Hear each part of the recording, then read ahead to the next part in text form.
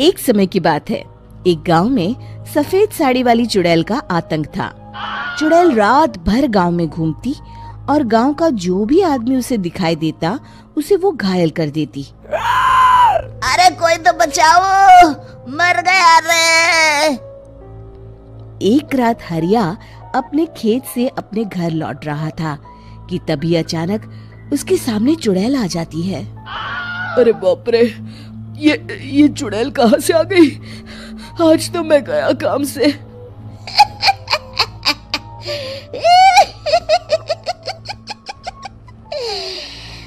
आज मुझे मेरा शिकार मिल गया।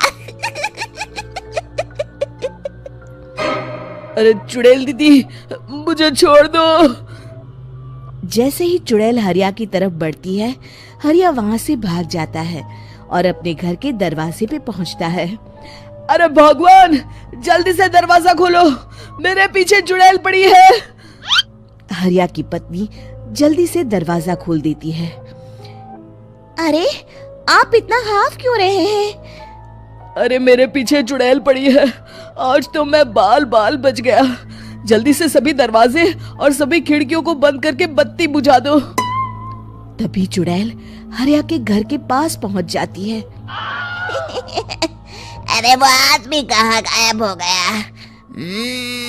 मैं भी देखती हूँ आखिर कब तक बचेगा। मैं अपने शिकार को इतनी आसानी से नहीं छोड़ती। इतना कहकर चुड़ैल वहाँ से चली जाती है। वहीं दूसरी तरफ हरिया और उसकी पत्नी दोनों अपने घर की खिड़की से ये सब देख रहे होते हैं। अरे बाप रे, ये तो बड़ी डरावनी चुड़ैल थी। अगले दिन ये बात आग की तरह पूरे गांव में फैल जाती है और धीरे धीरे लोग चुड़ैल के डर के मारे शाम होते ही अपने घरों से बाहर निकलना बंद कर देते हैं। कुछ दिनों के बाद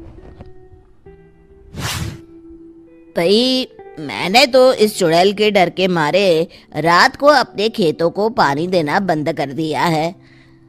कहीं मेरी फसल सूख गई तो मैं तो कहीं का नहीं रहूंगा। साहूकार का कर्जा कैसे चुकाऊंगा? अरे भाई, पूरे गांव वालों का यही हाल है। पता नहीं ये चुड़ैल हमारे गांव में कहां से आ गई। फिर एक दिन गांव के पास वाली नदी के किनारे एक बहुत बड़े तांत्रिक के आने की बात कुछ गांव वालों को पता चलती है। वो लोग जाके ये बात गांव के मुखिया को बताते हैं। मुखिया जी, नदी के किनारे एक बहुत ही पहुंचे हुए तांत्रिक बाबा आए हैं। हमें उनसे मदद मांगनी चाहिए। मैंने सुना है वो बड़े बड़े भूतों और चुड़ैलों को अपने वश में कर लेते हैं। मुखिया जी सभी गांव वालों को लेकर उस तांत्रिक के पास पहुंच जाते हैं। ओम फट स्वाहा, ओम फट स्वाहा। तभी तांत्रिक अपनी बंद आंखों को खोलकर कहता है, क्या बात है? तुम सब लोग यहाँ क्यों आए हो? मुखिया जी उस तांत्रिक को सारी बात बता देते हैं। अच्छा, तो ये बात है। और तांत्रिक अपनी आंखों को बंद कर लेता है। मैं देख रहा हूँ तुम्हारे पूर्वजों ने बहुत पाप किए थे, जिससे ये गांव अब श्रापित हो चुका है। उसी के फल स्वरूप तुम्हारे गांव में चुड़ैल आई है। ये चुड़ैल बहुत खतरनाक है, ये किसी को नहीं छोड़ेगी। हे भगवान, मर गए रे, अब क्या होगा? तभी गांव के मुखिया जी कहते हैं, बाबा, इस चुड़ैल से हम सबको बचा लीजिए, कोई तो उपाय होगा। इसका सिर्फ एक ही उपाय है। सभी गांव वालों को बारी बारी हर दिन अपनी आधी फसल उस पहाड़ी के ऊपर बनी काली गुफा में छोड़ के आनी होगी। तभी उस चुड़ैल की भूख मिटेगी और श्राप का प्रभाव खत्म हो जाएगा और तुम सब जिंदा बच जाओगे। सभी गांव वाले उस तांत्रिक की बात को मान लेते हैं और वहां से चले जाते हैं। फिर अगले दिन से रोज उस गांव के लोग बारी बारी से अपनी आधी फसल उस काली गुफा के पास जाकर रखाते। कुछ दिनों बाद हरिया की बारी आती है। बाप रे, आज तो मेरी बारी है उस काली गुफा में जाने की। क्या करूं, वो तो बड़ी खतरनाक चुड़ैल है। मेरे तो हाथ पैर कांप रहे हैं। फिर हरिया डरते डरते अनाज की बोरियां अपनी बैलगाड़ी में लाद देता है। तभी हरिया की पत्नी उससे कहती है, देखो जी, संभल के जाना और किसी भी हालत में शाम होने से पहले वापस आ जाना। उस चुड़ैल का कोई भरोसा नहीं है जी। हरिया बैलगाड़ी में बैठते हुए कहता है, भगवान, मैं क्या वापस आऊंगा? लगता है अब तो मेरी खबर ही आएगी। इतना कहकर हरिया वहां से चला जाता है। रास्ते में जंगल से गुजरते हुए हरिया की बैलगाड़ी का एक चक्का बड़े गड्ढे में फंस जाता है। हे भगवान, अब ये क्या मुसीबत है? हरिया नीचे उतर के पूरी ताकत से अपनी बैलगाड़ी को गड्ढे से निकालने की कोशिश करता है।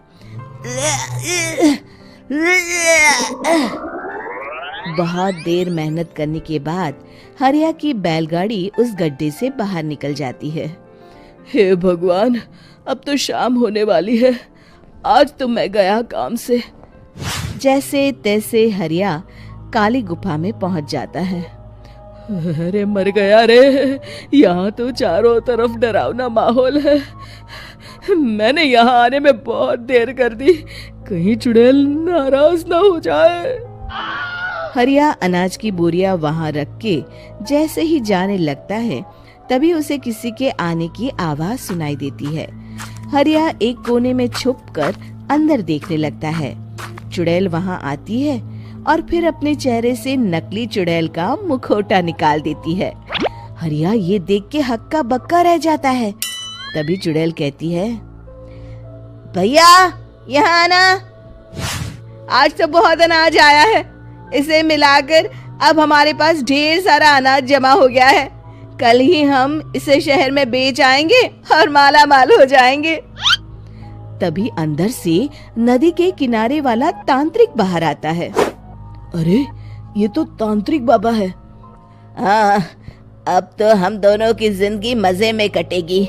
गांव वालों को बेवकूफ बनाना इतना भी मुश्किल नहीं था। लोग तो तुम्हें सच में असली चुड़ैल समझते हैं।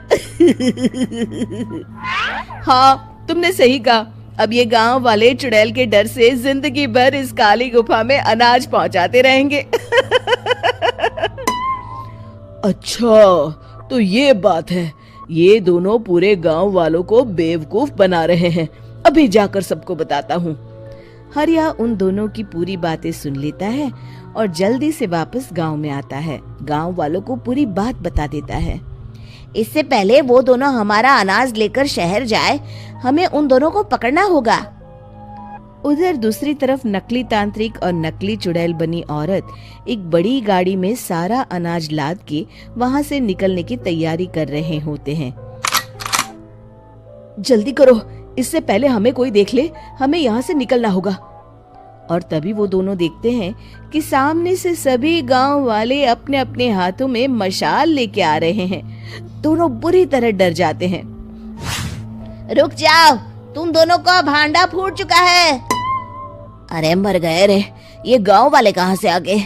तुमने क्या सोचा इतनी आसानी से यहाँ से निकल जाओगे?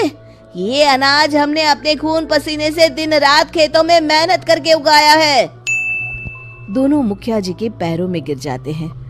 हमें माफ कर दीजिए, हम दोनों एक नंबर के कामचोर हैं। बिना मेहनत किए पैसे कमाना चाहते थे।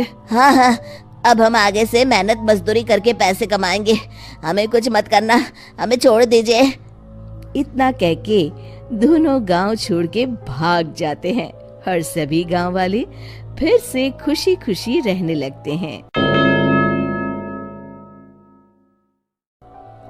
शिक्षा, तभी तो कहते हैं कि किसी भी समस्या का समाधान केवल सूझबूझ से ही करना चाहिए और कभी हिम्मत नहीं हारनी चाहिए। दोस्तों, हमें उम्मीद है कि आपको हमारी ये कहानी पसंद आई होगी। कृपया हमारे चैनल को सब्सक्राइब करें और सभी अपडेट्स के लिए बेल आइकन जरूर दबाएं। और हाँ, वीडियो लाइक और शेयर करना मत भूलिएगा। Bye bye.